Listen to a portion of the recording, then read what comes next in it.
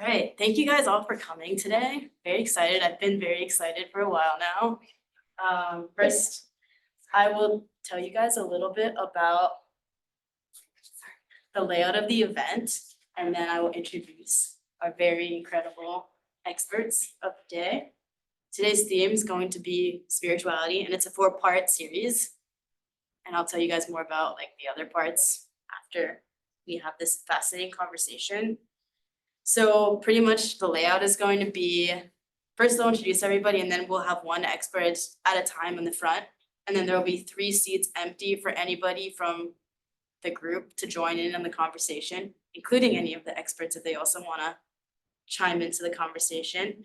And each expert will have 2 discussion questions that we discuss like one after a time. So expert, first question, we talk about it all together, and then we switch to a second question, and then we bring the next expert up. And the 3 chairs will be open, and if someone else from the audience wants to join in and the 3 chairs are occupied, you just go up, tap somebody on the shoulder, and you switch that way. Super casual. Yeah, very nice, tight-knit conversation, and each expert will be up for about 20 to 25 minutes. And then if you can kind of respect like a 5-minute maximum of you sitting in a chair, that'd be cool so that everybody can come up. And yeah, I'll tell you more about the other parts at the end, but the point is to have exploration of the human experience in 4 parts, and by the end we'll be able to have insights into things that we don't usually talk about in casual settings, and everybody here has such unique experiences that it's a very cool conversation to learn from one another. And I also want to note a few things. One, on disagreements, we are here to learn from one another, not to debate or convince other people that we are right in our interpretations. And I really hope that we do have disagreements, but do not turn this into a debate. Like, understand each other's exactly where you guys disagree and elaborate onto why, and respect that you guys don't agree and move on. And also have clarifying questions. It's always helpful to avoid miscommunication when you have clarifying questions. And also for those who shy away from being in a chair, this is a super casual conversation, and there's no judgment. Generally, when we have these kinds of conversations, like we taught a decal for 2 semesters, the people who this type of stuff attracts are not very judgmental people, very open-minded people are all here. So like literally all of your experiences are fascinating to us and we want to hear what you have to say. Academic intellect is not what is measured here. It's more so measured by your personal experiences and your unique takes on things. Like a dream or a personal experience is as much valued as a piece of scripture or a lesson you learned from a spiritual teacher. But if you really do feel uncomfortable coming up, just raise your hand and I'll bring a microphone over and we can work with that too. But it's definitely preferred for you to be up here. And now, who are our experts? So Amanda, with 24 years of Buddhist Vipassana meditation practice and a boatload of life challenges and growth, she currently facilitates open death conversations at a hospital in San Francisco. She is also training in psychedelic therapy to rediscover the important tool used by indigenous wisdom to heal trauma, anxiety at end of life stages, mental health disorders, and substance abuse disorders. Lisbeth is our psychic and medium. Originally from the Bay Area, she ironically began her spiritual journey in New York City. She now fulfills her responsibility and duty of helping people by utilizing wisdom from a higher realm. She is also a very creative person, a professional fashion stylist, interior designer, and artist.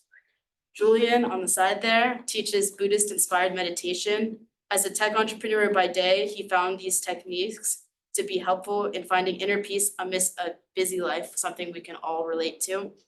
His focus as a teacher is on helping other people with busy lives find balance and meaning through meditation and mindfulness. And then Professor Hanan, he specializes in spiritual, moral, religious, and political education. He's been a professor in Israel and at Berkeley. And he has published some 140 articles and 9 books, among which a book titled Reclaiming Goodness, Education, and the Spiritual Quest. And so I just want to take a look at the bigger picture of this conversation. Why is it important what we are talking about, other than the fact that it's really fascinating to talk about?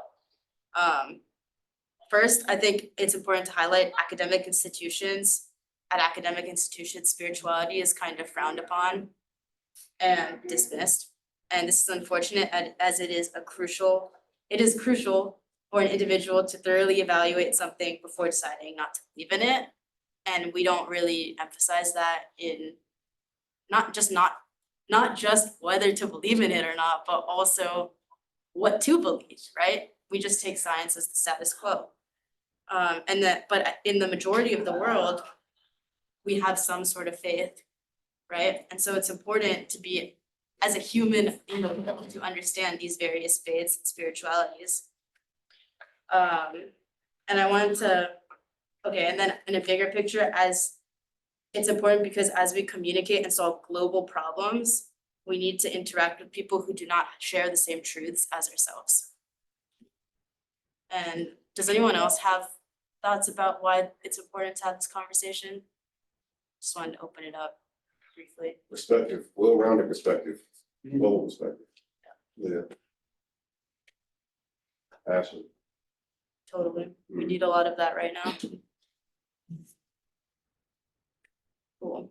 So now, just before the experts sit down, I want to ask you guys in 1 to 2 sentences, what does spirituality mean to you?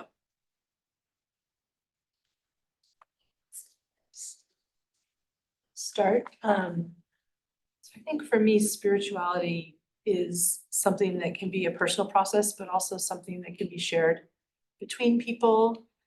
It can be energetic. It can be a tool for making meaning in your life. So some ideas that I work with spirituality in the healthcare setting as a hospital chaplain is talking to folks about where do you find support in your world? So if somebody's really struggling with something and I'm starting to notice that they actually feel really resourced, even though they're really suffering, like we might speak about, where does your resiliency come from? So those are that's like when I think of spirituality, I think of meaning making, connection. What do you value in life? Those are some ideas. I have my notes because I write better than I speak sometimes. But it's really, for me, I'm sorry. I was done, yeah. Okay. For me, it's more of a feeling of a sense of like there's something bigger than myself. And so it's important for me to uncover that.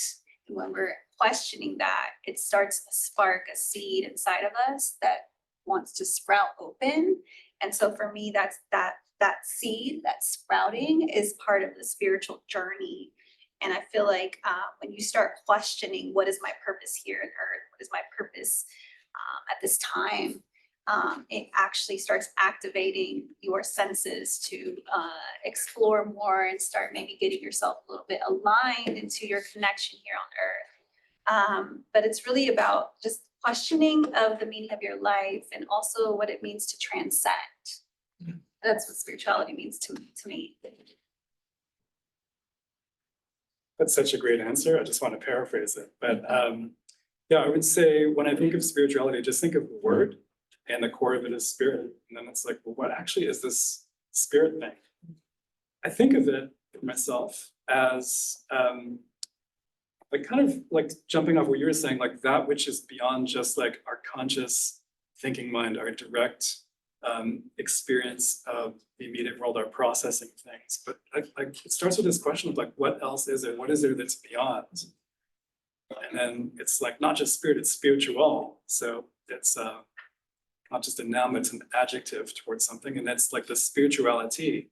And I think of that as being the state of. So if spiritual is something that's infused by spirit, spirituality is the state of infusion by spirit, a state of trying to like connect to that thing, which is spirit. So, as you heard, I wrote a book on this. And I started writing the book because I was actually trying to figure out why people were looking for spirituality and what is it they were looking for. Now, when I get my turn, I'll say a little bit more about that. But in the end, I came to a conclusion which, in a way, summarizes some of what we've heard. It's the spiritual quest is about searching for a better version or even the best version of yourself. One thing you didn't mention in the context of a community, context of what I call a learning community. A learning community that's a community that's willing to learn from its experience. It's not dogmatic about one view or another. So looking for a better or best version of yourself in the context of a learning community with a vision of a higher good, with a vision of an ideal about what life should be about, what its purpose is, what would make life meaningful. And in answer to your question about why that's important, I actually think that the search begins because of certain dilemmas that we have in democratic societies. And it's important because in order to be an active democratic citizen in a pluralistic society, you actually have to have a point of view. Because if you're going to vote for this, that, or something else, you got to base it on something. So I want to say there's something you have to base it on is that learning community with the vision of a higher good. And that should be the source of what makes life meaningful and purposeful. Thanks so much. Okay, so now moving on. We'll have Lisbeth remain and then everybody else join the audience. And It'll be great. the ones to start in the chairs, feel free to come up. Don't have to raise your hand.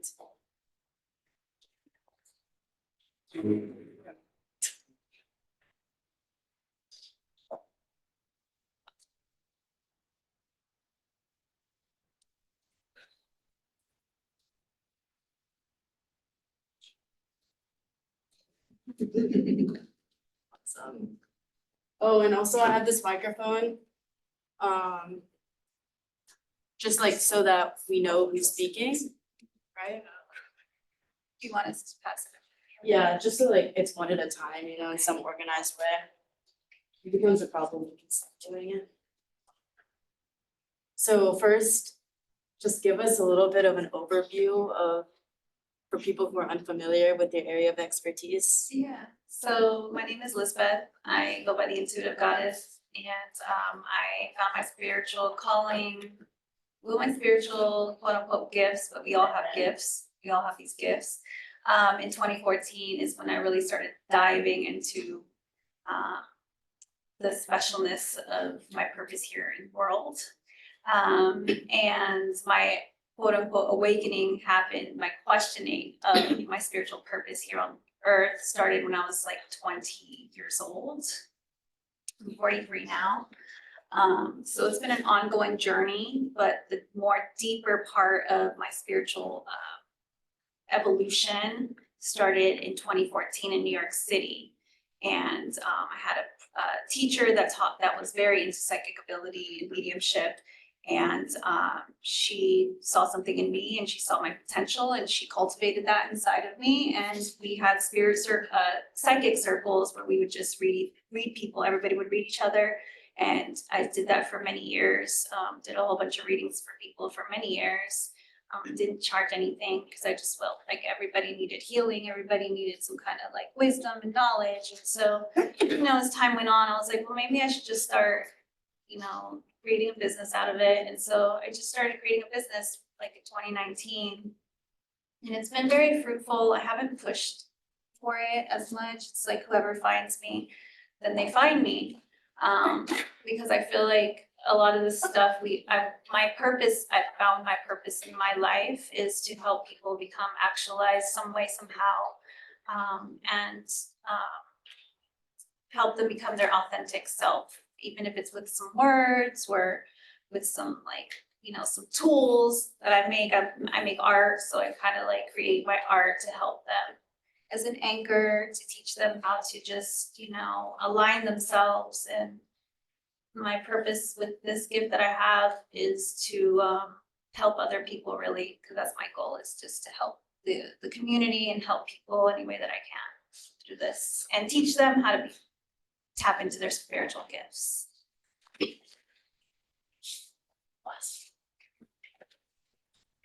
And what is a psychic for people who don't know? So a psychic is a person that's able to see, like an energy field, at with another person, maybe see where their pain points are,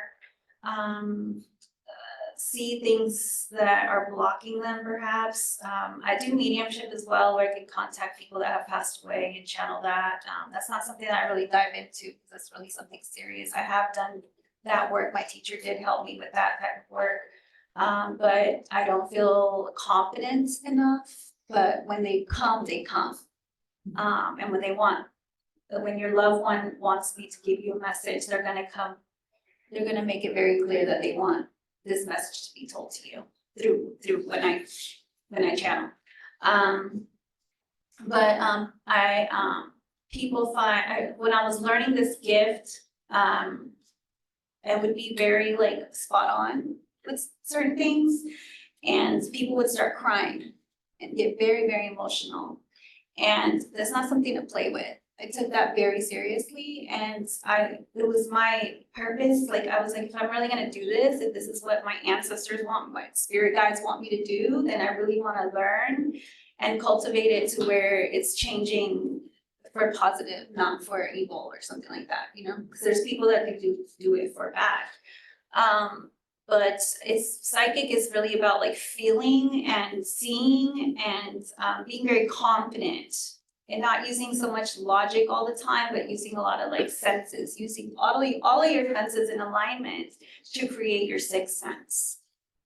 Mhm. So first question, just to set the stage, what is spirituality? And I know we all covered that with the experts, but I think it's cool to explore it as a group first. Does anybody want to, do I answer that, or what are the girls? It's just a discussion. It's a discussion, the question just to guide the discussion, so. Okay.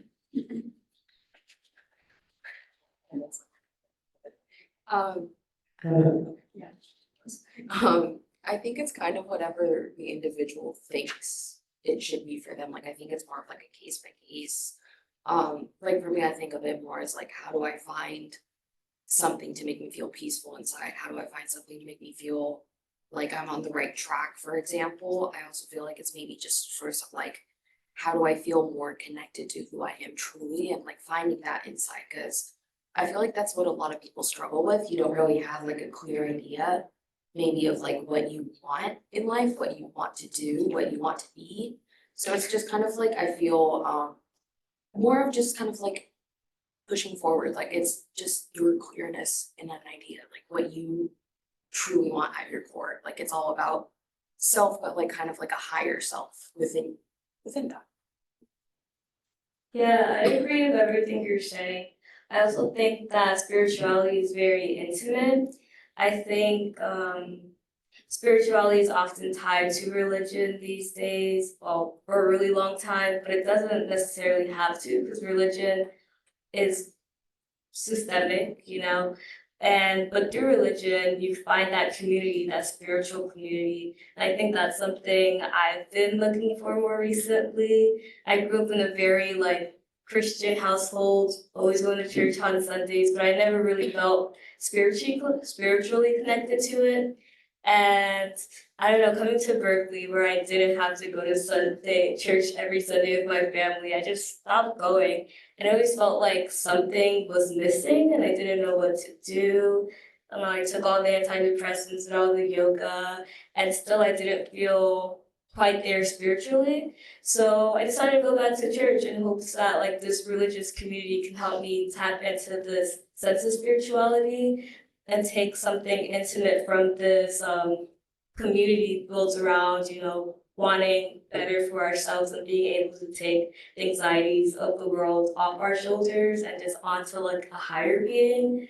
So yeah, spirituality, I think it's very intimate, but we learn it from being in communities with others.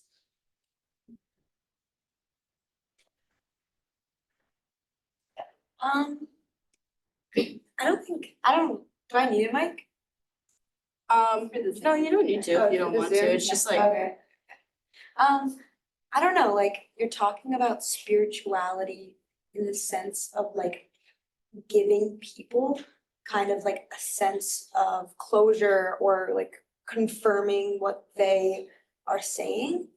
And I don't know, my question, I guess, like to you in the sense of like what your relationship with that is like, do you feel that like you kind of pick up on what people are kind of telling you and what their like body language and I guess those like kind of micro movements and hormones, if you will, are like telling you? Or do you feel like oftentimes there's like kind of a general thing that you often like will say or like suggest to people that like allows them to retain some type of spirituality?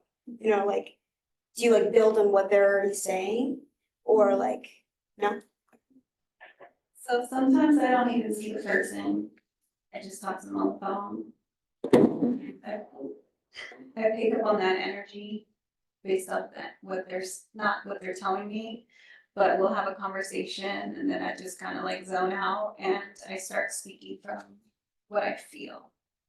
And that like doesn't and you're like picking up based off of what they're putting out? No, it's just, they'll tell me, they'll fill out a form online and they will have a name and I will pray on the name. And then I will pray on what what the form says, like they're looking for, help with their career, or help with some family issue or something like that. Love is a very common one, which I really don't like to be love because it's the patterns that I found with love is very self-inflicted. How so? Just because people tend to feel lonely a lot. And a lot of the times people have traumas that are not healed properly, so they're attracting the lovers or the people that they are in relationships with that don't work out based off of the traumas that they have unbeknownst to them. Right. And so, sometimes I'll pick up that each partner that they've had, they have to learn from that in order to move to the next level of like their relationship that they would like to attract. And if that's something that's been not healed properly, then it will repeat. The cycle will continuously repeat energetically. But it's sometimes I will speak to the person face to face. Sometimes I just do a Zoom call. Sometimes I just see a name. Sometimes I just talk on the phone with them. But it's not generalized. It's very personal. Mm-hmm. So I would make sure that I dive deep enough for them to, we spend an hour together, but I do like to pray before I meet the person, and I definitely channel. And I always ask my ancestors and I ask spirit just to guide me into like making sure that I'm helping the person. Because the goal for me is to help. Right. And to help open up something that they haven't seen before in order for them to like feel confident in their path after we speak. Did I answer your question? Yeah. Okay. Have there ever been people you felt like you couldn't help, or Yes. what's the process like of like realizing that you can't help them, and how do you guide them after that? Because I want to be realistic with what I'm doing for the person. Sometimes people have mental health issues, they'll have schizophrenia, paranoia. And they want me to tell them it's a ghost or something like that. And I'm like, no, it's not. I'm not telling you that because that's not what it is. And you really need to go either see a real therapist or you need to get medication for what it is that you're dealing with. Because I'm not a therapist, and I make that very clear. What I do is more mystical. And even though I've been doing this stuff for many years, I don't play with people and their lives, and I don't like do things for money because that's not okay. And yes, I have, people are desperate sometimes because they want a concrete answer on certain things. And I tell them like, I can't help you, you really need to go to a medical professional. So. How would you like, I don't know. I think what you're saying sounds like really meaningful and I can see how like, it's like, I don't know, I can see how it's like a strong like force in your life. I feel like some people like don't find, like, it's so hard for them to fathom something so extraterrestrial, such as like ancestors or spirits and stuff, and like, I guess, how would you like explain that, like, with the idea in mind that like a person is like maybe unable to like access that type of like out of body experience, like how would you maybe say that like further, like your work translates into like what other people might believe to be more scientific or like cognitively, like, I don't know. Yeah, I know what you mean. Well, I always tell like people, I meet other spiritual people as well, you know, as I have a community of sisterhood, and we all elevate each other, and you know, my boyfriend is here and he's highly intuitive as well, so we connect on a whole bunch of intuitive type of knowledge, but he's also very logical. And I tell people, all this, like my sisterhood, people that I can come in contact with, like we also have to be we can't just be all mystic. We can't just be all woo woo, hee hee, ha ha. You know what I mean? We have to also be into like science and physics, because we have to have research to back up what we're trying to explain with the energetic field. And there is a lot of there's a lot of books out there about explaining what energy is, how to manipulate it to get what you want, how to utilize it to create your reality, how to utilize it to help yourself, how to heal yourself. And what I'm doing with my work is I am seeing the energy, feeling the energy in the other person, seeing where their pain points are either on their body or through the past, because I know how to cultivate it inside of myself. So because I know how to cultivate that, I'm able to use what I'm seeing and my senses to help them alleviate or release certain things. But I know that it's very important, and what I've learned throughout my experience is that I have to have research and doctors and books that I can tell people about that have been, there's this guy named Joe Dispenza, for instance, I don't know if you've heard of him, but he wrote this book called Becoming Superhuman, and he talks all about, he's a 30-year-old neuroscience, a 30-year veteran in like neuroscience, and he mixes science with spirituality. And in that book, you can see clearly how you can utilize the energy that you have in your body to create what it is that you want to heal inside your body, or create the reality that you want outside of yourself. And how like the energy in your body emits 6 feet away from you. And he's done a ton of scientific research on this type of, study. And so I read books like that, so that way when I do come into situations such as this one, I can explain to people, yes, my stuff is mystical, but there's also a lot of science and papers that have been written about this type of phenomenon that you can research if you need like your clear, concrete facts. For the sake of time, I will switch to the next question, and also if anybody wants to switch, anyone want to join?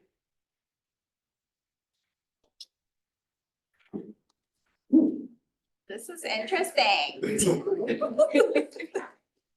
Go ahead, come up. Anybody who wants to come up, there's 2 chairs open. Alyssa, do you want to ask a question or do you want to go up? Because you can just go up.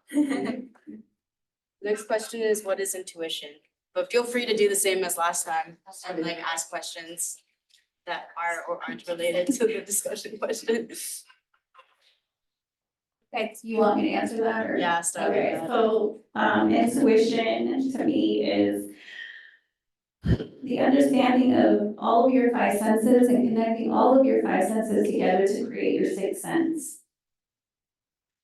This takes time to cultivate. Some of us are naturally born with it. I mean, as children, there's a lot of children I feel that are being born right now. They're called starseed, whatever you want to call them. They're highly, highly gifted, and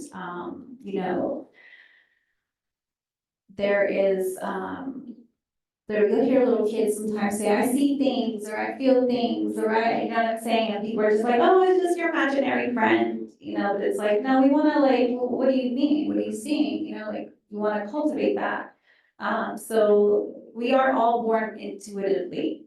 but we just have been, so it has been suppressed because we are in a three-dimensional field, we're in a three-dimensional realm. And we also live in a certain kind of society that doesn't cultivate it.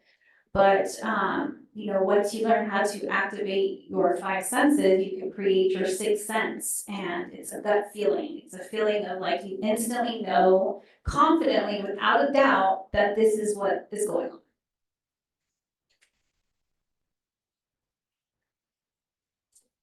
I have lots of questions, but I'll just ask two right now. First, I'm just wondering if there's like a certain cosmology, I guess you can call it, that you follow, because you're talking about like ancestors and spirits. I wonder what else is like in there. And then second, I'm wondering how much like visualization is a part of your practice. So like, do you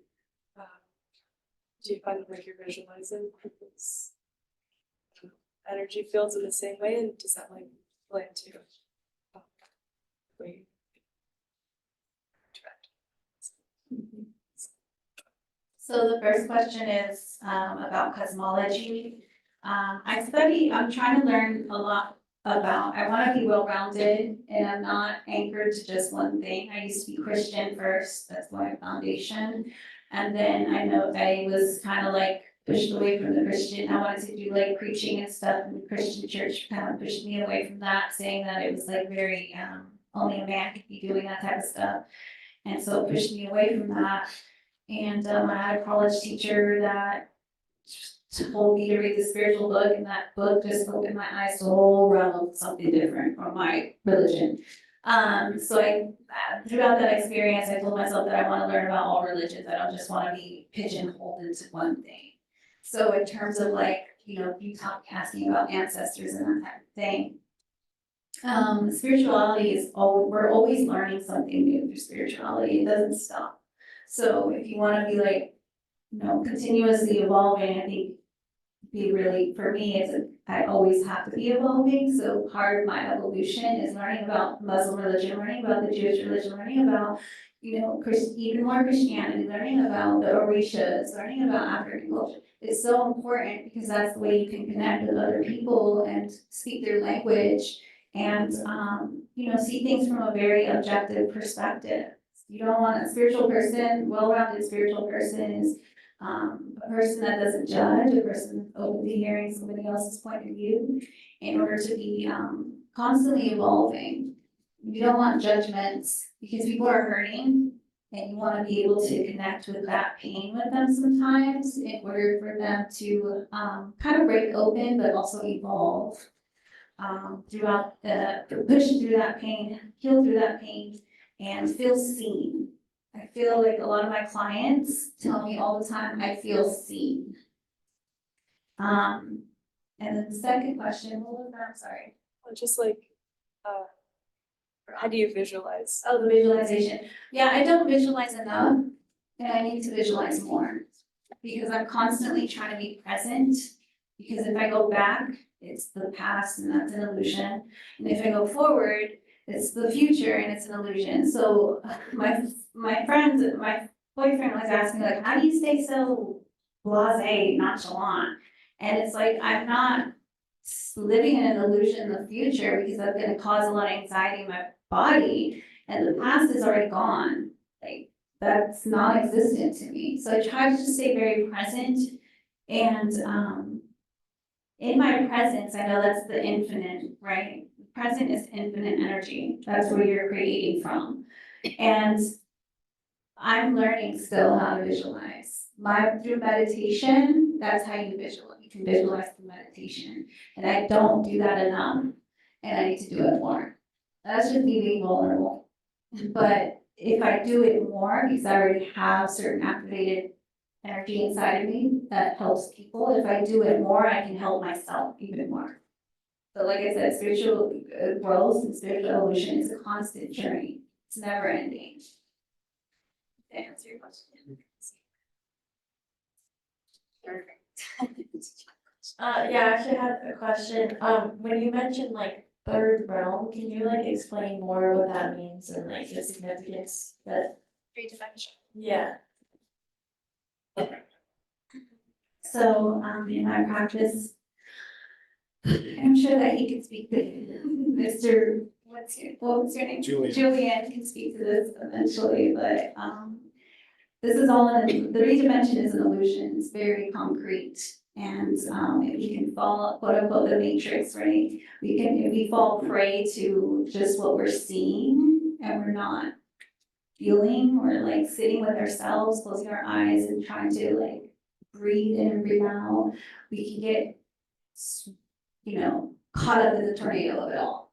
So it's important that you get to know who you are, it's important that you get to know your body, because your body has senses and speaks to you. And learning how to build a relationship with your body will allow you to navigate through the tornado of the illusion of what's very concrete and what's in front of us, because not all of our senses are activated in this world. But they can be if you spend a lot of time with yourself and you spend a lot of time in a community that sees the same perspective as you are, just trying to evolve spiritually. You can learn so much on a deeper level to kind of break through like the story that's being told outside of yourself, And once you get to know yourself more, you can pick and choose what you want to bring life to. So the more you're paying attention to something, the more you're giving it life, So that's why it's important for you to be the creator of your movie. It's what you have to like kind of look outside of yourself and say, "Ooh, I'm giving this thing a perspective. Then I'm bringing it to life." That's what 3D is. It's like you creating your perspective of that thing that you're seeing in front of yourself. Does that make sense? Okay.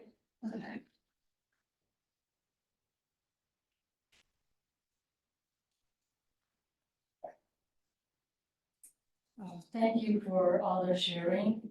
And I also want to share and also I want to ask some questions because listening to what you just said, it seems like you're encouraging the people to open up more senses. And some of my friends, they're born with a lot of powers, and they actually ask people to shut it down. Being able to see those things can be distracting in the real life. I don't think everyone should work towards opening up that. I feel like being in the presence, love the people near you instead of oh, what's the ghost next to me? I feel like it's more important. And I feel like everybody like quantum physics already proved that everything is waves and energy. So even with some people that they have psychic power, they are not special. With training, everyone can have that. So if there is a danger, I went to a Vipassana meditation this winter break, 10 days just meditate, and they asked us just focus on the body sensation. I was born with the second day I was having all kinds of experiences, and they tell me just focus on your body, your sensations. Actually, that kind of down to the earth experience is very important. And some of my friends, they have to use psychedelics to have those experiences. I don't need that. I just meditate. I have all kinds of experiences. But that kind of experience, for example, there and here, and it's the most important thing, the biggest spiritual practice is be in the body, love the people around you, do the things with all the heart around us. It's out of body experience, fancy, but not that helpful for spiritual progression. I just want to say that it's very important to be here, to be now, and to love the people around us.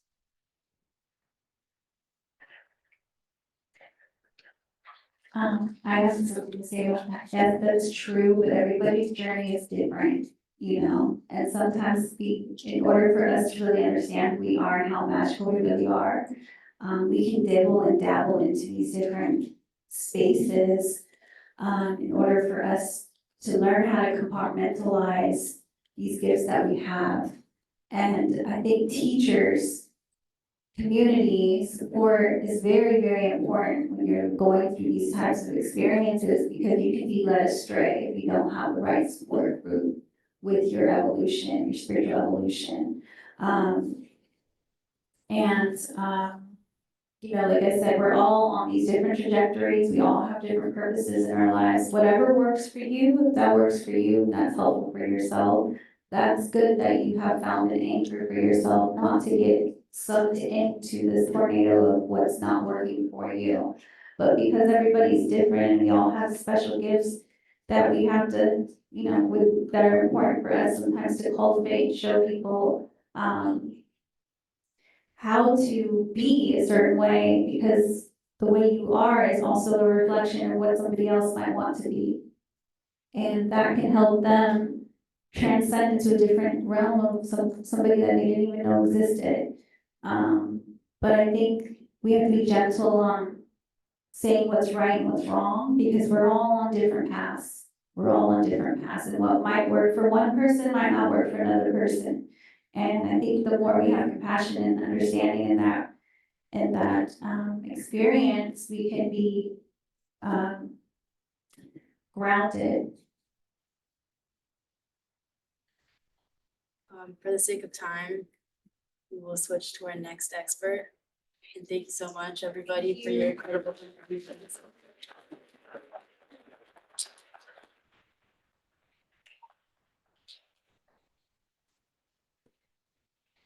So much. So now we'll have Amanda come up.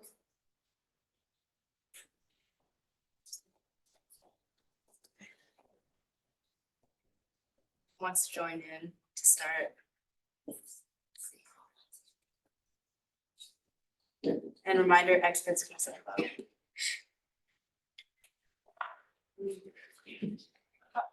Don't worry, you can visit around too for Amanda also. All right. So first, give an explanation of your area of expertise for people who are unfamiliar. And not just like the background, but also like what is Buddhist spirituality? You know, I just want to start off by saying I don't feel like an expert. I feel like a student of life. And even more so, I just turned 50, and that continues to get revealed to me that I appreciate it. But I was intimidated to come tonight. Really, I was like, oh wow. I feel like folks who are younger than me are coming out and be learning and knowing things at a much earlier age than I did.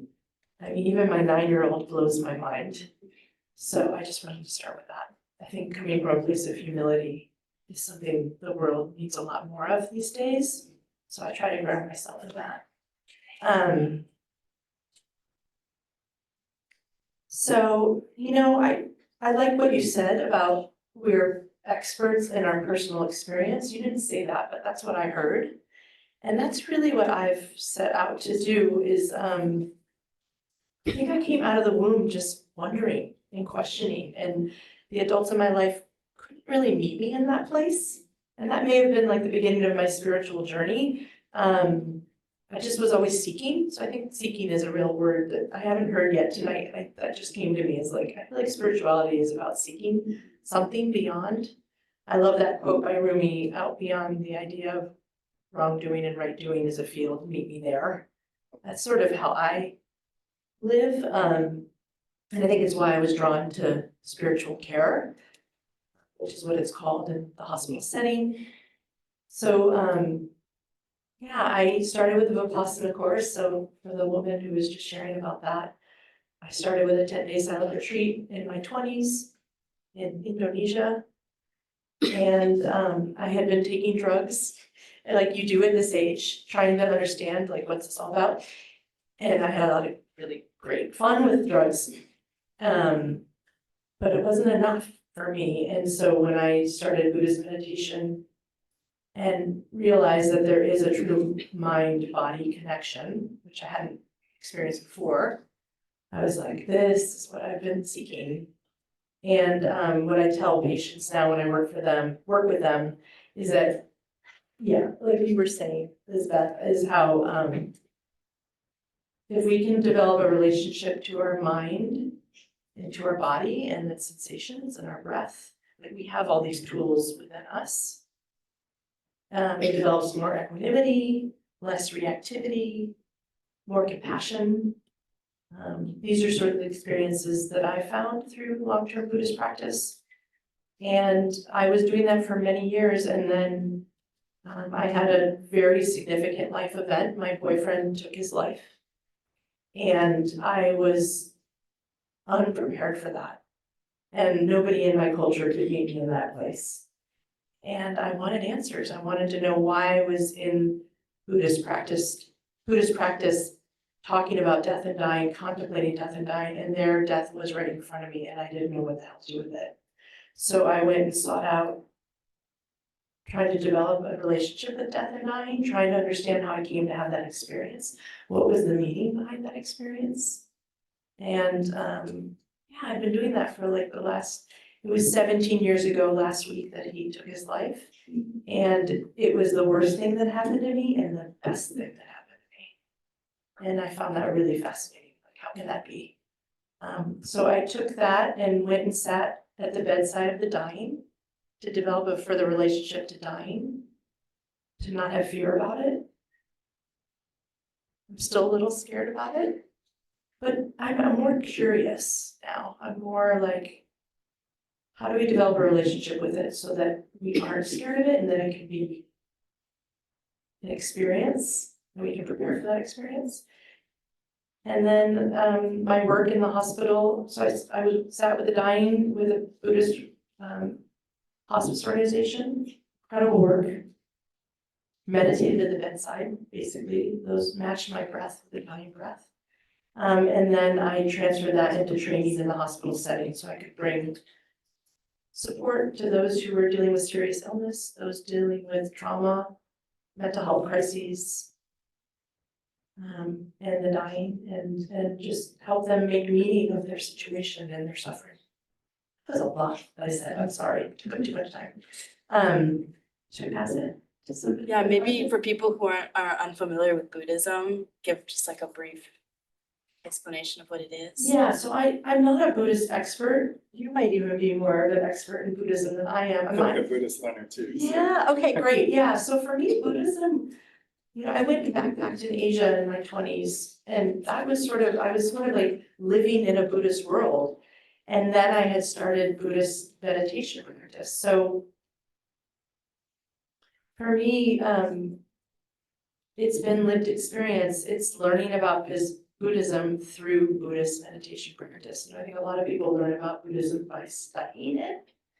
And I'm just that's not how I've learned about Buddhism. It's been through Buddhist practice, so through meditation practice. So learning how to be with the breath, learning how to be with impermanence, that this moment is arising and passing away, just like our lives do. And then sort of the benefits of Buddhist practice for me have been, I mentioned before, less reactivity, more compassion. I feel smarter. That sounds really strange, but I feel more engaged in the world, more curious.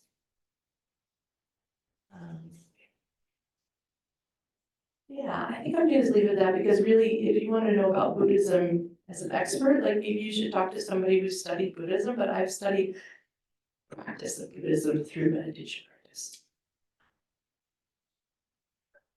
And I have a question prepared, but we can decide if we want to talk about it or if we want to talk about something else.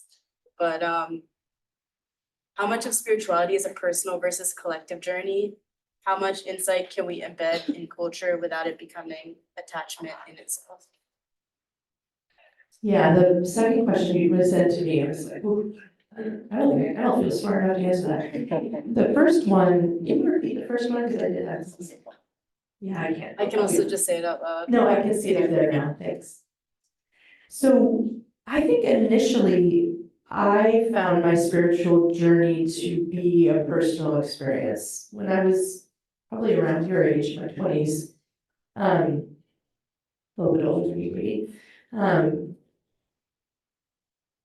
And it makes sense that that life stage, I think in our late teens, early 20s, we're very much in a space of who am I? What do I want? Who am I becoming? How do I abandon what I came from? That's what I needed to do to understand who I am. And so it felt very personal. And then, now that I'm 50, so the last 25 years, I would say, I'm really clear that this is a collective journey. I learned it I remember this in kindergarten, I learned the word unique. I remember the day I learned that word. And that was remarkable to learn that word and understand it. And I've come to understand that we're really not all that unique. We are human beings who move through the world and have experiences, and we suffer, and we either make meaning of that suffering, or we struggle with that suffering, and maybe we transcend that suffering to experience joy, to experience the present moment, to experience energy. So I think we're coming into a time where we're understanding more that this is a collective journey, and I'm really grateful for that. I hope that only expands. Yeah. Sure, you can answer that or do whatever you want. So what was your name again? One more time? Amanda. Amanda, that's right. So I'm Tobias, nice to meet you. Nice to meet you. I'm a friend of Beata's, and she was asking for help in brainstorming questions, so I actually came up with this one. I didn't know this was gonna be the one that I posted you. But yeah, I just threw this out because I was sort of reflecting on, like, the word spirituality to me, and one thing that it evokes for me is like spiritual materialism. It's something that I feel like I've like wanted to like examine in my own life. So I run a mindfulness at Berkeley club here that I kind of inherited from my friend who was like, super dedicated practitioner of, mindfulness, and I feel like a beginner, and I'm sure my friend would say, that he's a beginner as well, but I just think that like to be in a space where it's really cool to be into mindfulness, and I can get a lot of like attention socially for talking about those ideas, and yeah, like things like that. I think that the spirituality not just as a moment by moment like freedom or an intention to sit every day, but spirituality as an identity of this is something that I can start conversations at parties about, or that yeah, I get attention for running a club about. I think that that's been something that I've wanted to examine, and I think that there's so many questions in this space. I think that like communicating so much relies on like concepts, and so much about spirituality is letting go of our concepts, and then so much of negotiating collective situations, like I was talking about, I find myself like, in social circumstances, like thinking about what people think of me, and then I'm representing myself really intensely, or, attaching to the desire for other people to like me or whatever. And I think that, I'm excited about like the communities that I find myself in, and I've really been taught essentially everything I know by, through the guidance and tutelage of teachers of one form or another, and broadly, a collective spiritual journey. But I also feel like, so much of my spiritual insight, I feel like, has got to just come from me, dropping the concepts and sitting, and to me that's a lot harder to capture in something that society could ever conceptually convince me to do, or that if we tried to instill like a lot of spirituality in our culture, I worry that it would become contaminated with a lot of conceptual things that maybe aren't as clear as as experience can sometimes be as a teacher. So those are some of the things on my mind when I think about navigating this personal versus collective journey.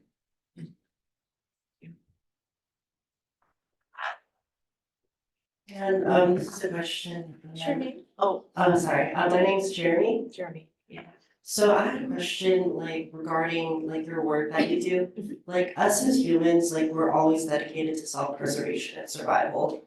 And when letting go of actually with attachments to like our own lives and accepting like death or the fact that we're eventually gonna die, like how does someone come to that realization? Like what does that journey look like?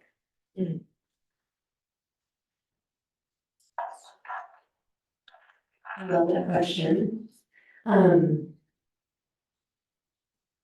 Well, I think this is where Buddhist practice can be really helpful, right? Because we're training our mind and our body how to be with the present moment. And then the practice I do is how to be with the present sensation in the body and in the present state of mind and not react to either. So some would say that the moment death arises is another moment that you're meeting and it's going to pass away, and how do you be with that moment? So, you know, we come in with an in-breath, our first inhale that expands our lungs, and we leave with the final out-breath. So that's where I think, you know, speaking of what Tobias was saying, like, often I think, this is what I was taught, it's been my experience, not that I've died yet, or so I know. That's another class or another whatever gathering. But if I'm preparing to be with this sensation and with this breath, and I'm training my mind and my body in that over time, every time I sit, however many years I might do that, then I call this sort of like spiritual weightlifting, by preparing for that final moment. How does one do that? That's one way. And then I'm big on narrative and stories, and I'll share that I had an experience last week with a patient where I walked into the room, I got a referral that this patient was being put on comfort care, which is they're choosing to stop doing treatment and choose, let's say, like hospice, but in the hospital. And when I walked in, and this comes up all the time, I went to assumption that the person was probably actively dying in the bed. But that's not always the case. Maybe they're just stopping treatment. So I went in and the nurse was sort of blocking the drip of the chemotherapy. And so I didn't see the patient in the bed. And I walked in and I went to the person at the bedside and I said, you know, what's your relationship to the patient? And they shared who they were. And I said, how are you doing? And they shared, you know, really, really with the fact that my loved one in the bed decided to like step into their dying. And I'm really sitting with that. And I was like, wow.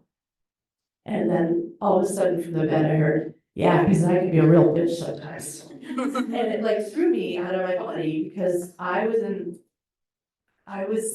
jumping ahead. I wasn't in the present moment. And I was assuming that the person was dead, and so it threw me for a loop because I was like, the dead person is talking.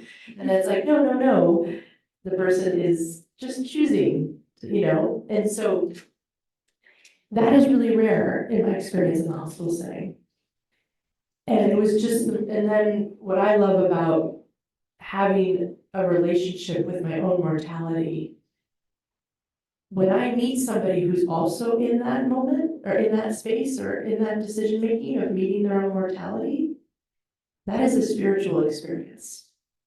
And I get to journey with them for that part of their life. And I got to do that with this patient and with their loved ones at the bedside, and it's a beautiful experience. Now, part of my goal as a hospital chaplain is to meet somebody in their experience, even if that's not happening. So what I often find in the hospital is the opposite of that they are scared to death to die. And the energy is very different. And my job is, I think, as a Buddhist chaplain, if that's what I would say I am, is to meet that situation with just as much compassion and as much presence as I can. And that is the work I have to do, and it's energetic work. I feel like often when everyone in the room is terrified, my job is to not be in order to try to balance that energy, and it is energetic. I've definitely figured that out. Yeah, I don't know if that answered your question, but that's where my mind went.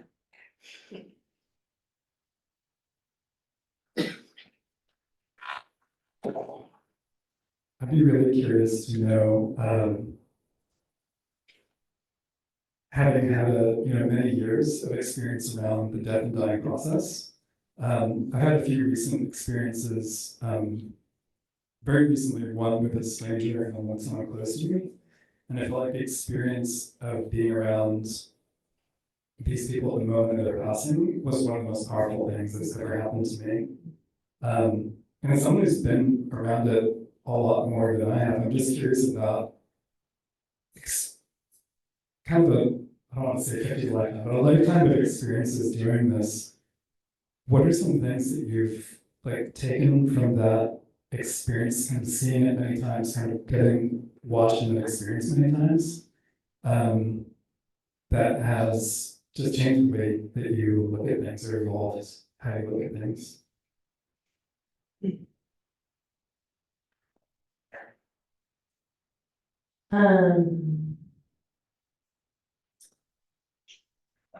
Well, God, that's a good question. I don't necessarily think it's an ending. I think that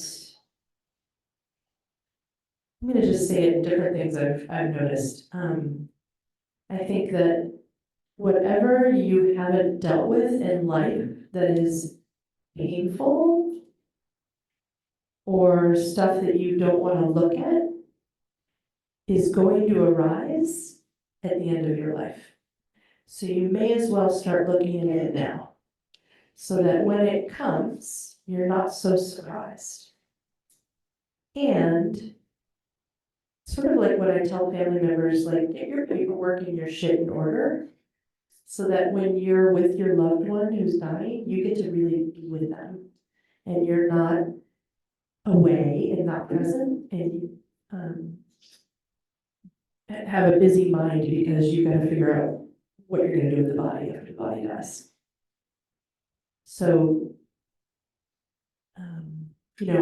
this patient that I was talking about, I said to this patient, do you feel like you've said everything you need to say to the people in your life that have meaning to you? And she said, yeah. And then I said,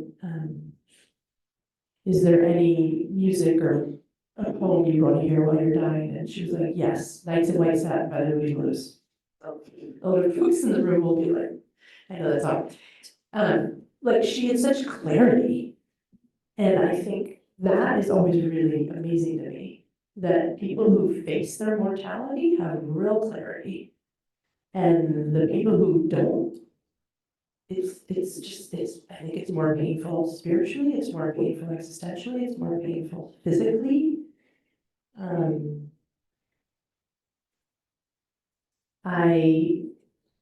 My stepmother died this summer. I was at a Vipassana course in the middle of Joshua Tree Desert, and I got tapped at day 7, thankfully not day 2. Mine's a little crazy in day 2 of a 10-day silent retreat. Day 7, it's sort of chilled out a little bit.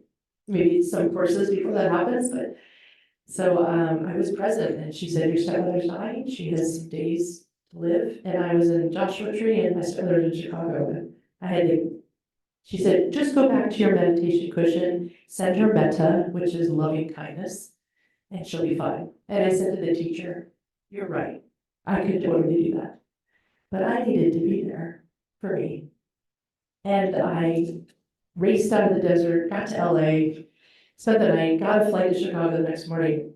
Now, I had to be back in LA 4 days later to catch a flight to Switzerland, so I didn't know how that was gonna work out, but I just knew I had to be there. And I just went with my intuition, and I went for it, and I got there Thursday night, I was exhausted, I went straight to bed.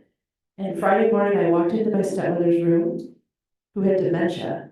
So we would think for all practical purposes, she's not fully there, right? My stepmother looked me in the eye, she traced my face with her finger, and she said, I'm ready to go. And I said, go find Fred, who was her first husband who died on her 40th birthday, not my dad, who was her second husband. And she died the next day. And I haven't had that experience in hospice work, but I was like, wow, that was really an experience I needed. And it happened, and I didn't conjure it up. I wasn't attaching myself to an idea that that would happen. I just followed my gut, which is that I need to be there for me. Those are some examples.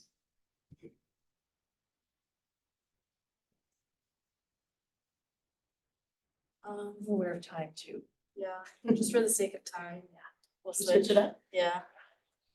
Thank you.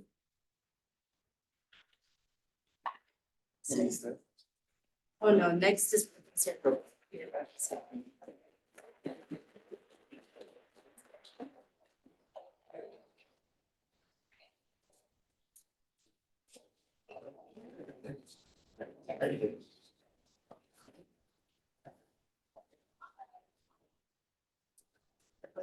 Anyone come up, whoever wants to come up.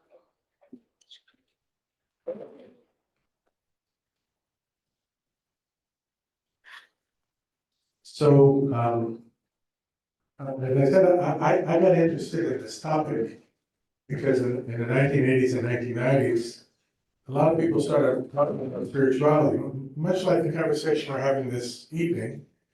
And in particular, they were talking about the search for spirituality. I think Amanda said something about the idea that spirituality is a search. The subtitle of my book is Education and Spiritual Quests, of the search. And I was trying to figure out what people were actually searching for, and how would they know if they found it. And I'm a philosopher by training and also by temperament, so I'm going to sort of say really quickly what I found. I'm not going to talk about how I found it, but then I actually I was inspired by some of what Amanda said to tell a personal story, because we were here listening, talking about what it's like to be next to somebody who died. I died. I had heart disease and was rushed to the hospital, and after 5 weeks, for a whole variety of reasons, had open heart surgery for 8 hours. And during those 8 hours, my heart and lung were run by a machine, and I was, for all intents and purposes, not alive. And then this wonderful team of doctors brought me back to life. So I'm going to say a little bit about what that meant and how that felt, but I want to put it in the context of what I found in my book. So what I found is that people talk about spirituality in 3 ways, and we've heard all 3 of them tonight. They talk about spirituality as something that's very personal, that's very individual, that's about the self. They talk about spirituality as something that's related to a community or a group or a collective in some way, or that. And they also talk about spirituality as something that's beyond, something that's transcendent, something that's outside of me. So I called the first subjective spirituality, the second collective spirituality, and the third objective spirituality, where the word object means something that's outside of me, over against me, not objective in the sense it's more true or not. And what I found was that the reason why people were looking for this has to do with the kind of society we live in. Actually, that was implied in Tobias's wonderful question. Tobias, I think it's a great question. In fact, I think it's such a great question that I wrote a book about it. We live in a society in which you have a lot of choices. I think that's the great thing about this. I want to live in a society like that. I prefer. Some people don't, and that's fine. People, I completely agree with Lisbeth that it's very personal and people should live the life they want to live, or that that's authentic to them, but I want to live in a place where I have choice. Problem with having choices is how do you make them? And what do you make them on? And in particular, that relates to the question that's up there for me, and what does it mean to educate if people are supposed to make choices? So if people are supposed to make choices, what am I supposed to tell them to do other than make a choice? So that's why I found people were looking, and there were versions of this that made it easier to make choices, and there were versions that made it a lot harder to make choices. There were versions that tended to be either more chaotic or more absolute, and there were versions that tended to be more moderate and more engaging. And I tried to argue for the versions that were more moderate and more engaging, which led me to this idea of what I call intelligent spirituality, the search for the best version of myself in the context of a community that learns from one another, in search of a vision of a higher good, in search of an ideal for what makes my life meaningful. Which means that spirituality is like it's a dialogue, it's a conversation between me and what goes on inside of me. And who said something, you were sitting here and I don't remember your name, but something about the people around me that I love. And I thought that was just a wonderful comment. It's a dialogue between me and the community around me and the people that I love. Trying to figure out how much of what they think I should incorporate into me and how much I should decide for myself. So here's now how that relates to my story. So I was in the hospital for 5 weeks. I'm a rabbi. It says here I'm a professor of Judaism, among other things. So I teach Jewish tradition. And I happened to be in the hospital during what we call the high holidays between the Jewish New Year, Rosh Hashanah, and the Day of Atonement, Yom Kippur. I was there a little bit longer than that. It's one of the reasons it took so long, because I was in Israel, and in Israel they don't operate the day before or the day after a holiday, and so everything was the day before or day after the holiday, and by the time we got there, they needed an operating room for 8 hours, and they couldn't get one, so I ended up waiting 5 weeks in the hospital until we actually got there. When I came out, it was the first day in which we read the story of creation.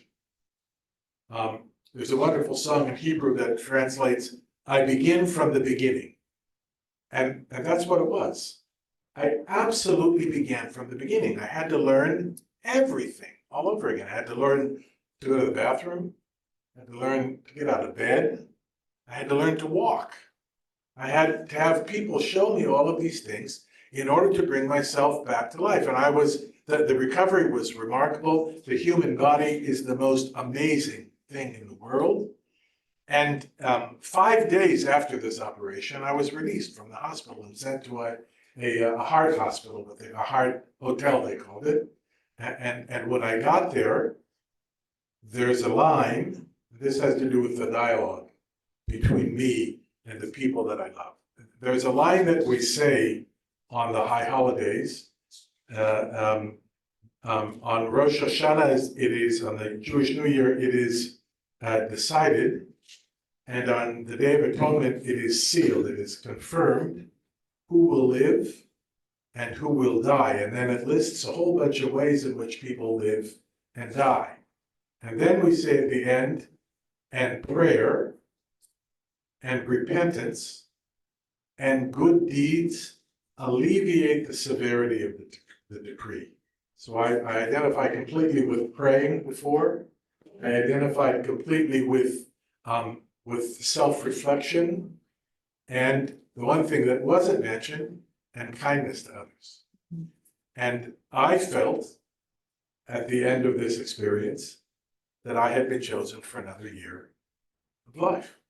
That I had survived the choice. It was the first time in my entire life where I have tears in my eyes telling the story, that I felt actually that I was chosen by God to be worthy for another year of life. Then what happens after that depends on what I do during that year of life. That gave my life extraordinary meaning and purpose. Had I passed, I had said all the things I needed to say to the people that I was, And we didn't know what would happen in that operation. So when I say that I think that the spiritual quest is about finding a good version of myself in the context of a learning community with the vision of a higher good, that for me, that's what it meant. How does this tie to education? In a sentence, that's what I think education is all about. I think education is not about becoming a better doctor or a better lawyer or a better PhD or any other degree that you might have. I think education is about helping young people to figure out the best version of themselves in the context of a community with the vision of the higher good. And I can say a lot about how I think we should go about doing that. Probably have to talk to a lot to do that. But I tell this from Amanda inspired me to tell it from a personal perspective.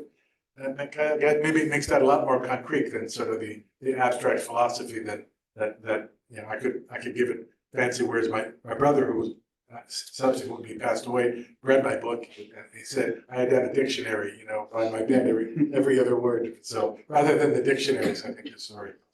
So maybe it's not.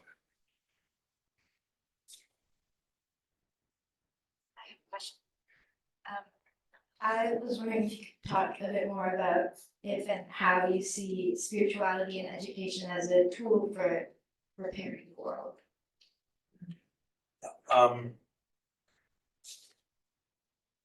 So I see the education process is about the individual person.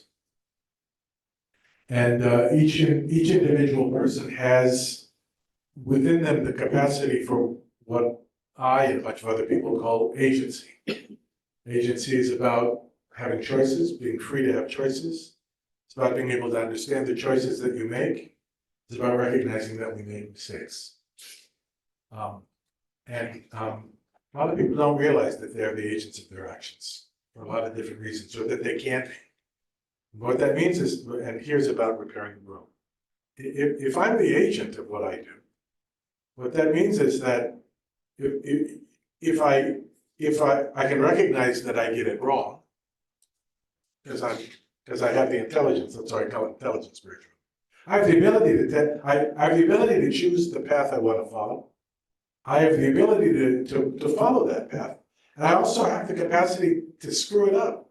In fact, most of the time, I do screw it up. And I also have the capacity to recognize when I screw it up, that I can make it better. And the idea that I can make it better, it's not up to somebody else. It's not up to my mother or my father. It's not about what they did to me when I was young, although they may have been good or bad to me when I was young. It's not about the society that I live in, although I may live in a good or bad or complex society. It's not about what some oppressor did to me. I can actually make it better. I can make it better for me, and I can make it better for somebody else. So the idea that education is about a spiritual quest is about what it means to make the world better. I'll say one more thing about that. There are a lot of theories, a lot of them we learn here at Berkeley actually, about how people oppress one another. People do bad things to one another, and they do oppress one another. But we have a tendency to translate that into a place where one side is a victim and the other side is the victimizer. And I think that dichotomy dehumanizes both. It robs the victimizer of responsibility for what they do, and robs the victim of responsibility for what they do. And both the agents of their actions. So if we want to make the world better, we have to, I think, I'll use the fancy word, deconstruct that dichotomy and try and figure out how we can have a relationship one with another in which we can help each other make the world better.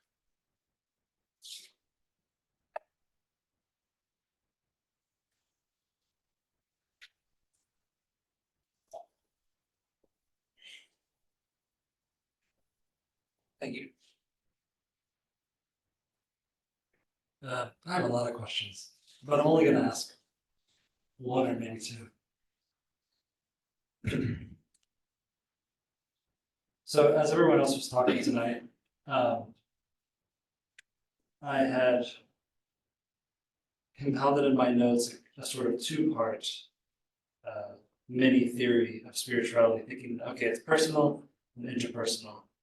And it has to do with something like cleansing the self, relieving pain, desire, or unmet needs and desires. And then interpersonally, there's a sense of belonging and togetherness that is kind of connected to the personal level, like dealing with feelings of loneliness, for example. So in your kind of three-part model, so I take it, of spirituality, there's the objective component. And so the question that it leads me to is the standard of good that you've been referring to objective or intersubjective? And as a kind of preface to that, although I should have said it before, I'm inclined to think that the good we're striving for, the standards that we use to evaluate the good, are intersubjectively determined, or so I like to think, but curious about your views. So I think I said that I'm not using the term objective in the sense of true, but rather in the sense of being outside of me. Because I think the search for a spiritual quest is not only about what's going on inside of me, and not even about only what's going on between me and others around me. It's also about ideals that are beyond me. And ideals I use here in the ethical sense of the term. The ethics in the classic sense, in the way that Aristotle used the term. Now I'll brought a little bit of philosophy, I can't help myself. Is about how ought one to live? What's the nature of a good life? Now, I don't think there's one answer to that question. I think there are multiple answers to that question, which is why I talk about not search for the highest good. I didn't talk about search for the good.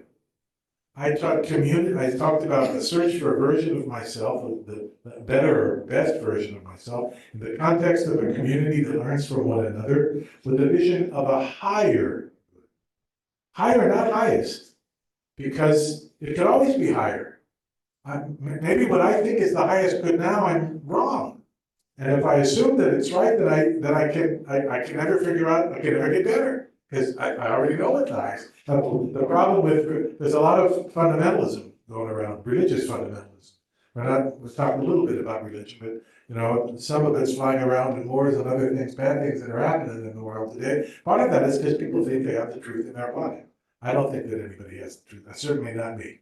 So, but I do think that people have to live lives that are toward ideals, that are toward a vision of what it means to live a good life. And there are lots of different versions of that. I want to live in a society where a lot of different people with a lot of different versions live together in one society. But in order to live in that society, I have to have some vision of what it is. So I can talk more about what constitutes a vision of the good, but that would probably be a lot longer. But the point I want to clarify here, it's objective not in the sense that it's true or that it's absolute, but it's objective in the sense that it's outside me, that the search for spirituality is not only about me. It's not only about me, and it's not only about my community. Because if it was only about my community, I could end up thinking that that's the be all and end all of things. Then I go and take my community and pose it on somebody else. That's a lot of what some of the critical theory we look at Berkeley criticizes, is the way in which one community or people tries to impose itself on another.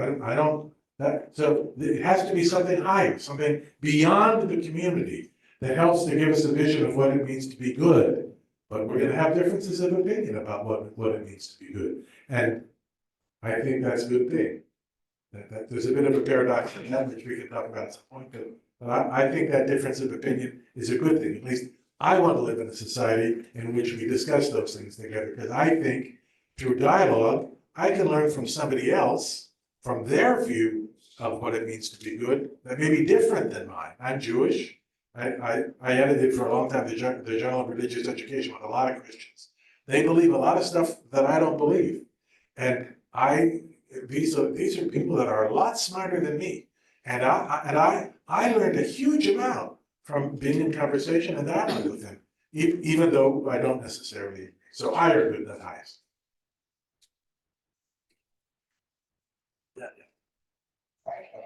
I thought that last part was really interesting about like how you this work with Christians. Like, for example, this is like kind of my side of religion and education. My mother taught at a Catholic school for all of my years in my youth, but I specifically remember she had her own personal library, and a lot of it was on Jewish history.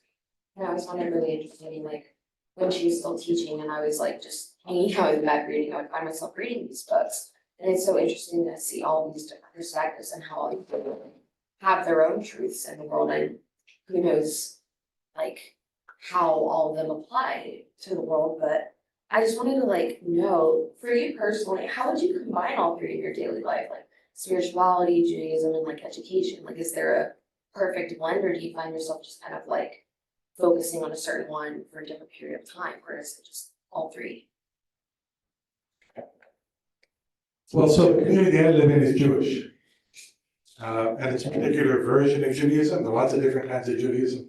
All these things, Catholic, Christian, all these things are diverse, right? There are lots of different kinds of Christians, lots of different kinds of Catholics, lots of different kinds of Muslims, lots of different kinds of Jews also. I'm an observant, you might call me modern Orthodox or conservative, kind of. I live in that kind of community. I have pretty much my whole life, and so when I had this life-changing event, when I died and then came back to life, I interpreted that event in dialogue with the texts and the traditions that I had inherited, and that gave that event meaning for me.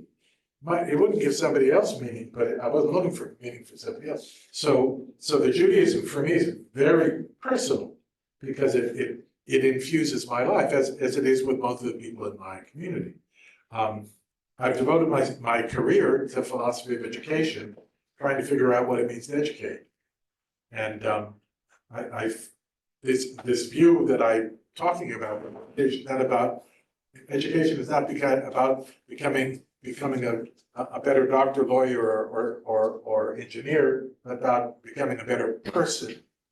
I think it's a really important perspective, badly needed in the world, and I tried to devote myself to doing that. That's why I teach in schools of education. That's why I teach training and so on and so forth.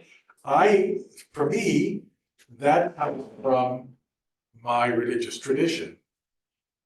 And I work with a lot of other people where it comes from their religious tradition, even though their religious traditions are not mine, Christian and Muslim and so on and so forth. And I work with a lot of people that don't believe in a religious tradition, that have some other kind of tradition, or that have no tradition at all.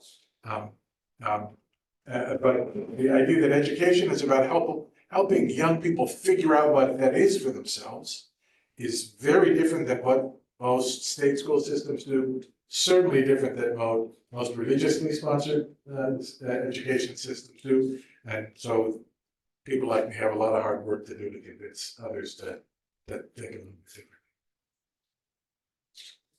Awesome. Thank you so much. And we'll switch over.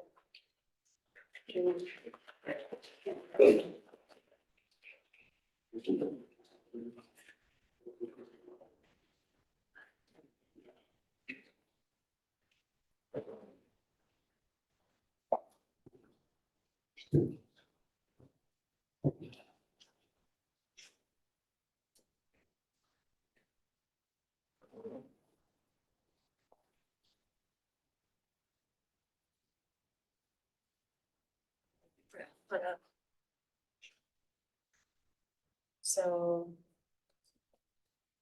I guess, do you want to give your interpretation of what Buddhist spirituality is? No. I can give it a go. I'll just caveat it by saying that I feel like what I just keep perfecting is being a beginner, having an open mind, being a listener. And I'm going to riff a lot of what Amanda was saying. I'd say Buddhism started with Buddha, and he had a very simple message, at least to begin with, which is a lot of people are in suffering. There's a way out of there's a way out of suffering. Most suffering is self-created in the mind. There are some simple techniques to help you alleviate suffering. That's one set of teachings. And I had another set of teachings that he tied to it, which he said that there's a state of transcendence called enlightenment. There's this attainment of nirvana, and that there are a set of techniques to achieve that. And he linked the two together in something called the Four Noble Truths. And they connect a little bit to some of the things that someone was saying. We can drop the professor. Okay. So we're all friends. I like professors. It's another thing, because it's really cool. Yeah. Well, my mom's on recording. She really likes it when you say it. Okay. I'll be Dr. Griffiths. Where next? I only have one question, which is more forward facing than the previous. How do you practice spirituality in your modern lives? But if people have other questions, we can go with that too.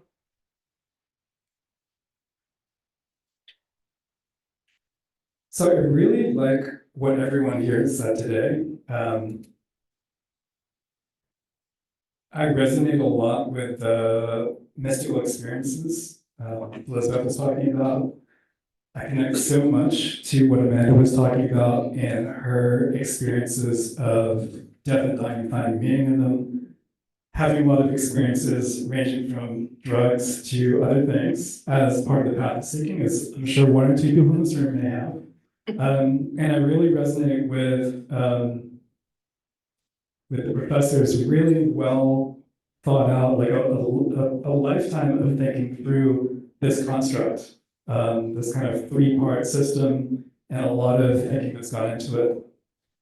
So rather than repeat what anyone else has said, I would say for me, I'm going to zag a bit and say that I feel like a lot of my practice has been going beyond concept and pushing past thinking about like, there's a self that must do this, there's a preordained good that I have to find, and going kind of deeper in that and letting go of everything. Letting go of my preconceived notion of good must be this thing. There has to be this self that's choosing between this thing and that thing, being like, what if I let go underneath that and just have an experience? Just like starting off with just sitting and meditating, connecting with the senses, letting go of the senses, seeing what's underneath the senses, what's underneath every perception, every sensation, day 7 of the Vipassana retreat, and then beyond that, what is underneath that? What's the experience that happens? Is there some objective experience that happens? Is there something that transcends duality that you experience? And for me, it was yes. I did have experiences that went beyond duality,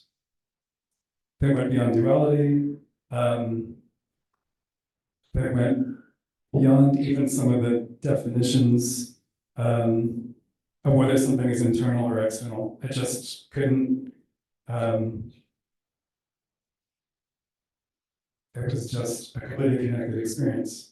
And then I had kind of repeated experiences of that to the point where it wasn't just in my meditation practice, but even just walking around, driving through traffic into Berkeley, I would have these experiences in the car, but I just hope that like I can keep driving this car because I felt like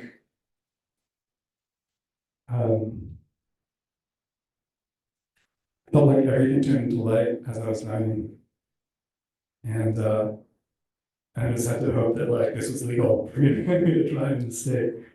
So that's my experience. My connection to spirituality is something that's much more personal and experiential than an ethic or morality. But it has produced its own way of thinking about what good is, I guess. But it's just very experiential for me. And I think when I was, your guys' age, I connected a lot with what Tobias was saying, which is like, how does this not become an experience of ego? Why is there so much me in this situation? How do I let go of that me without that process itself being an egoic experience? And it was just really through practice and repetition for me personally, just reminding myself to let go, just keep letting go and trusting that, I guess I could say trusting that there was something underneath that that led to these experiences. But I think can you also tell them a little bit about how you practice Buddhism through entrepreneurship in the entrepreneurial setting? sure. Because he's an entrepreneur, so I think it's a very unique combination. That's true. I guess the thing that I would say is, it would be one thing to be like a hermit in the forest, just meditating and having my own cool experience. It would be like, oh my God, I'm completely connecting with that leaf. But working very hard and practicing all the time puts it to the test. It's like, can I be in a board meeting and just be completely in a transcendent state of mind while I'm like reviewing some kind of slide or chart or something like that? Can I negotiate a large contract and still feel just as spiritual as when I'm meditating in the forest? Yeah, and then I think the other part of it is, I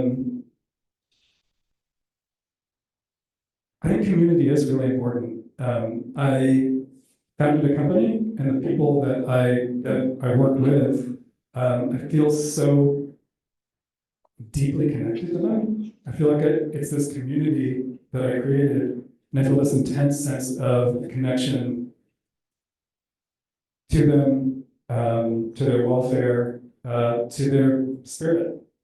Which sounds like a strange thing to say. I don't hear it a lot when I hear other people who are founders talking about their companies. So I could go on for a long time, but I'll keep it short. What's next? Do I have somebody else? Yeah, just open it up to everyone else.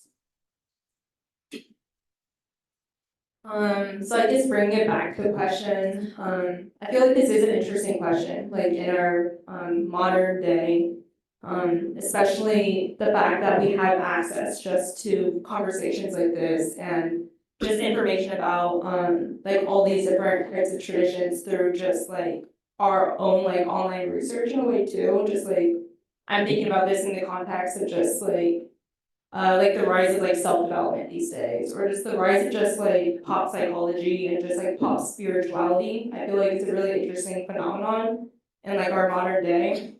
And I feel like it's kind of bringing this idea of spirituality to like the more general public, rather than just in like smaller little circles, or just rather than the self-identifying like seekers.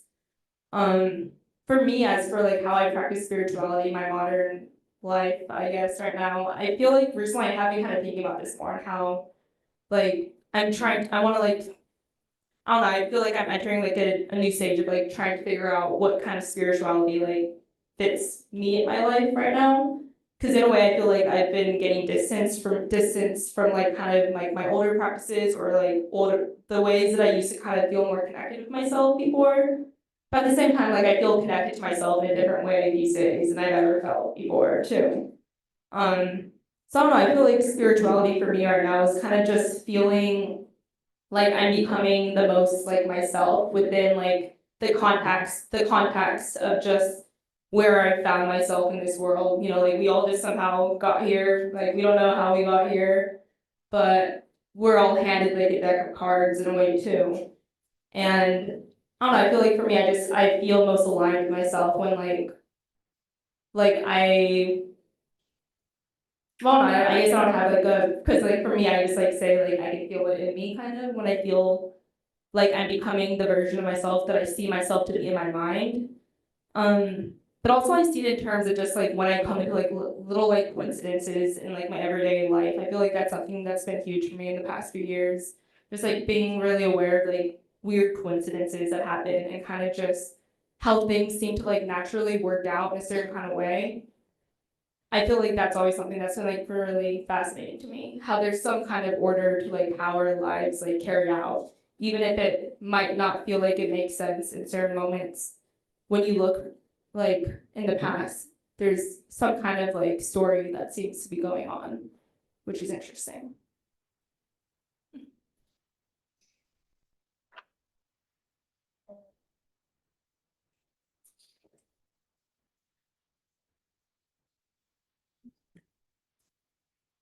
Hi, my name is Kiana. I feel like a common thread throughout the discussion tonight was just the prevalence of the concept of me, like how spirituality seems for a lot of people to be really focused on self-actualization, finding meaning, creating purpose, connecting with community, and developing resilience. But I kind of wanted to steer away from those concepts of subjective and collective spirituality and more to objective spirituality.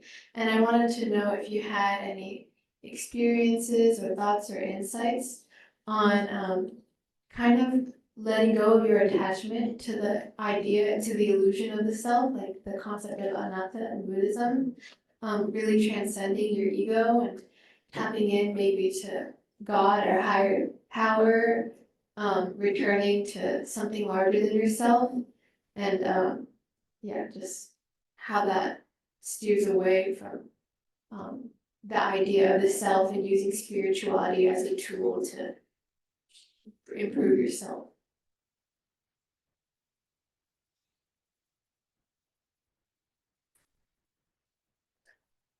Thanks, Kenna. Yes, I've had all those, I had several different experiences in that domain. I will say that it's the work on the self that I think enabled me, I guess I'd call it, to get out of my own way and have those experiences and let go and not be hung up on some idea of the self or some idea of what something beyond the self might be, or to be just attached to something that I read somewhere or something that someone told me. And for me, I guess they came in a few different ways, each of which was kind of in this category, but I'll let everyone decide what they actually are themselves as I describe them. One was just an experience of complete emptiness and nothingness, but not like a lack, but just a very big void or a very big sense of infinity and spaciousness. Another experience was just kind of what I was talking about at the beginning, which is this experience of complete unity, as if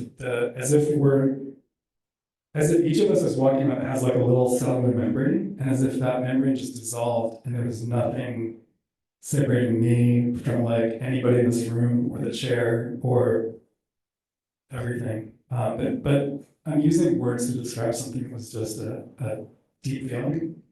And the last one is, for me, more rare, just I guess just the way that my spiritual DNA is an experience of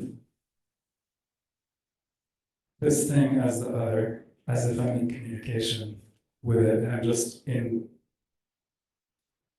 front of a presence, I guess. And sometimes I have that experience where I'm not sure if that presence is inside of me or it's like outside. And then it just doesn't matter. It's just flowing with that experience. I don't know if that answers your question. Sorry. Yeah. I think, Amanda, you might have something to add on to this as well, but I feel like that ties in with the entire idea of enlightenment, nirvana, transcendence. And I think in a lot of those experiences of transcendence and contemplative traditions, and also in psychedelics, and like basically all contemplative or transcendent experiences, there are recurring themes of diminishment of the self, ego dissolution, and just kind of connecting with some higher power, however you want to perceive it. And so since you have a background of psychedelic psychedelic traditions as well, how does that interact with your practices of Buddhism, and how does that connect to the ideas of consciousness and spirituality? For me or for him? For you. For me? for everyone. Okay.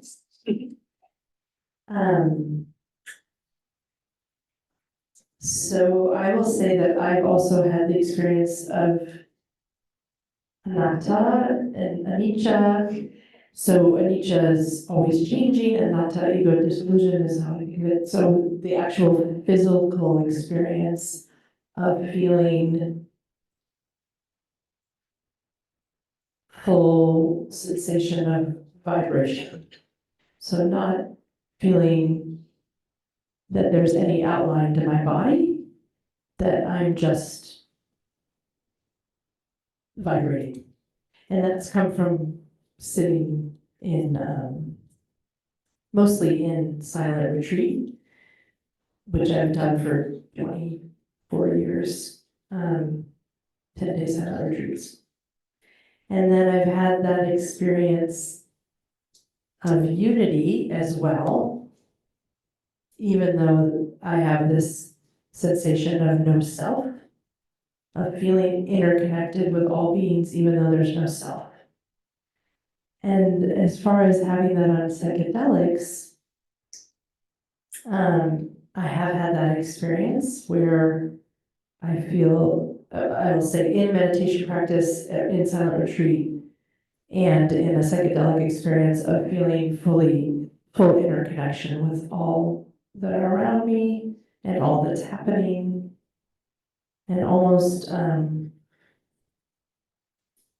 not being surprised at what's coming my way, as if things are unfolding exactly as they should, without it like me interpreting or expecting something to happen a certain way. It's just life is, you just said it, life is just unfolding, or maybe you said it, life is just unfolding. I think you said it, yeah, everybody's saying that life is just unfolding exactly as it should, and there's no me, no I in it. I'm just present for the experience, which I think you were saying. That answers some of what you were saying, asking.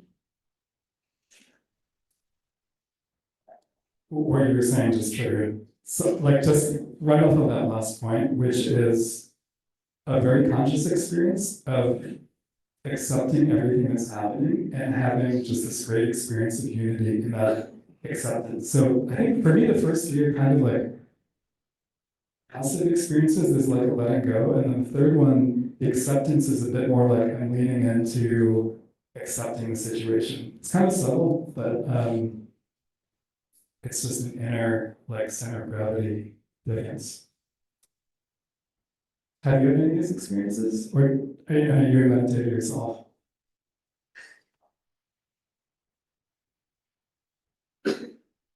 Well, I would hope that I achieved that transcendent feeling.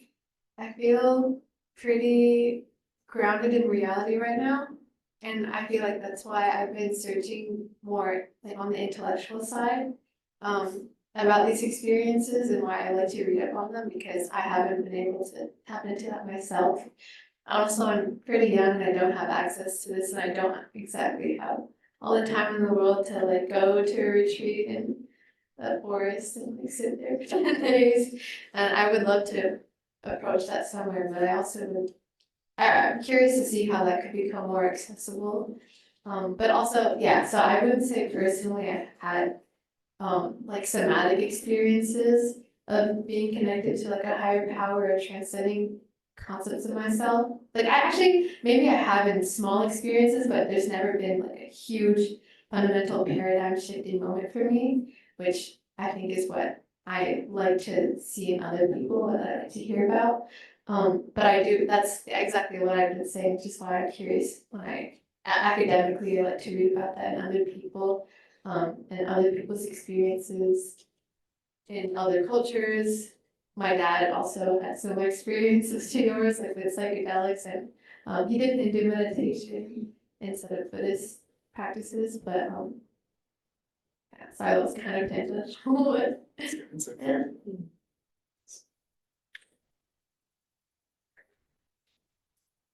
I just want to say that I think you were talking about pop spirituality, I think, and I was just thinking about how I think we have these opportunities in our lives, and Tobias, you brought this up about mindfulness, mindfulness is being aware of the present moment without judgment. And so I think anytime we're in our lives and we can be in the present moment with awe and without judgment, that can be a spiritual experience. So I was really missing live music during the height of the pandemic. And I somehow then, maybe you all have heard about this, but I had just heard about it in the last 5 years, this concept of collective effervescence. Anybody ever heard of it? Okay, so you even know more than I do. But the way I read it was that like that's what I was missing about a live music experience. You know, when you're at a show and everyone is just like, you're just in the present moment, you're loving everything that's coming out of that person or that instrument or that experience musically, and it transcends the fact that you know, you couldn't see above the person in front of you, and that was annoying. Or one of the things that's really hard for me now in concert experiences that everybody has their cell phone on. That's a very different live music experience. But you're in like, it's like an energetic, like we are in this together. And so I think anytime I can tap into that notion or concept or feeling, like I do that at my work. Like when I'm in a room of suffering, I try to find my way to meet them in that space and not have an aversion to it. But like we're having this shared experience, and how can I be with that experience and not have a judgment with it, good or bad? So those are two different things, but I was just thinking about that, what you were saying. Can I say something? Yes. I just wanted to answer your, something stuck out to me about what you said. Not really, but it might help other people hear for on the other side of the room. Something that you had said was, I'm waiting for my awakening or waiting for my big thing to happen. You don't wait for it, it just happens when you least expect it. The more logically you're thinking about what's gonna happen, it doesn't work like that. And then you had said something else about, I don't have the luxury of going out to retreats for a week, blah, blah, blah. I think that's something you said. And what stuck out to me for that was, there's nature here. You don't have to go to a retreat to ground yourself. You can go right here, you can go to San Joaquin, you can go anywhere, you just put your feet in the ground barefoot, and you can get energy from the ground to help you calm yourself down and heal yourself.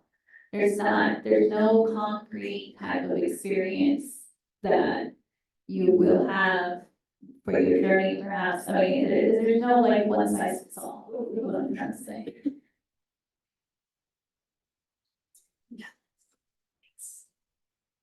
All right, I think we'll wrap it up here.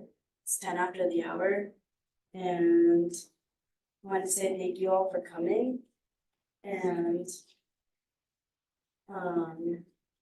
so yeah, just so that you know, this is the first part of a 4-part series. The next parts are all gonna happen at the end of each month, so part 2 is end of February. You sign up for our newsletter. And I would really appreciate it if you give us feedback on how this went and ideas for improvement.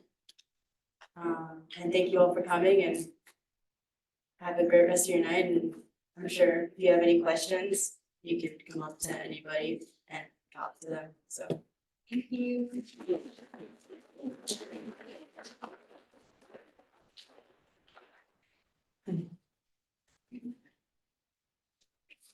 Thank you, Viana, for moderating a good conversation. Yeah. Thank you all for coming. Thank you, incredible experts. Thanks for making this happen. Yeah, it was really Thanks for fun. inviting.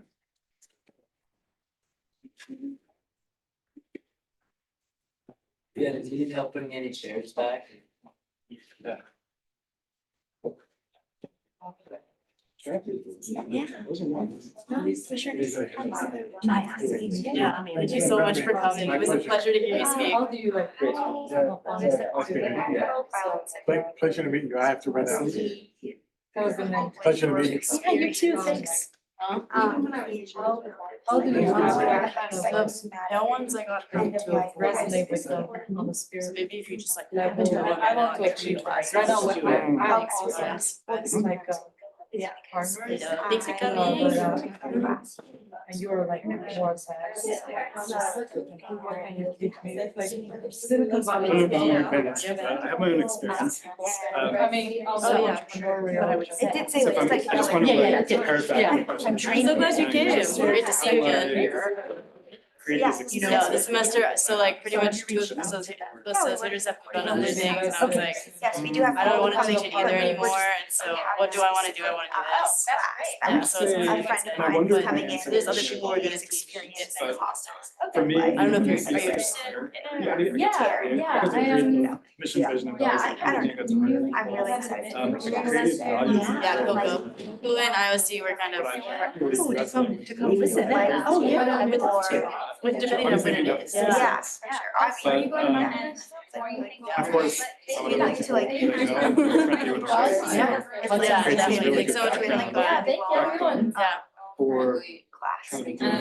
Right. So And that's the part, I'd say sort of two. So, One is student led, Kelly's letting me out. It's a student led So. organization. I feel like I don't even know where that came from. Like, I feel like Yes, I would love for you to be a speaker. I just think If you want to. I guess like. Yeah, first can I like- give you my email? Sure. First like. It's Amanda Goggin, that's all one word. Magnolia.